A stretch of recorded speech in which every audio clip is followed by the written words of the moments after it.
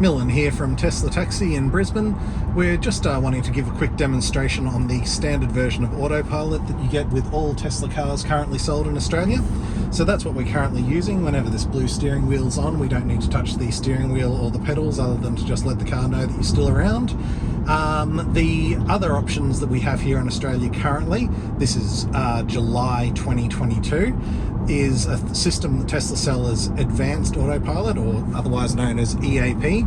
It's currently around about $5,000 in Australia, and we don't currently have an option to take it month to month as they do in America.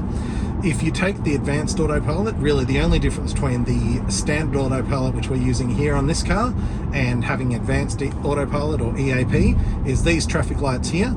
If they were red, EAP would stop for them, whereas in the standard autopilot that we're currently using, it would only stop for red lights if the car in front, which you can see rendered out here on the screen, if the car in front stopped. So essentially, you do still have to take control of the car through traffic lights and intersections with Advanced Autopilot,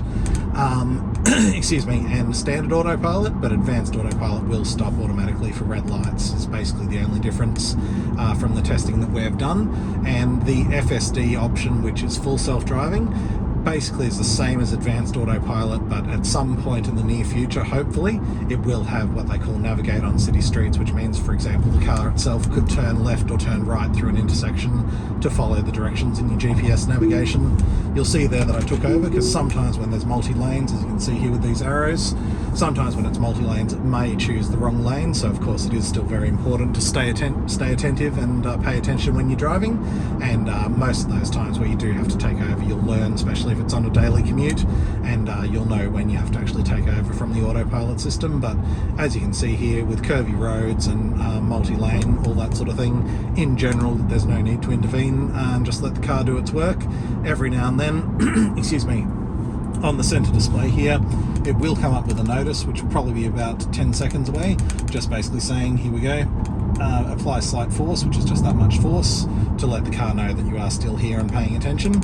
And other than doing that every couple of minutes, there's really no intervention necessary with the standard autopilot, as I said, which this blue steering wheel shows is on, which is free with all Tesla cars currently sold in Australia. So Tesla-Taxi.com.au if you'd like to rent one of these cars short term for a weekend, or long term for Uber driving, for example. We've got both options currently available in Australia. So that's Tesla-Taxi.com.au, and Millin's my name. Thank you.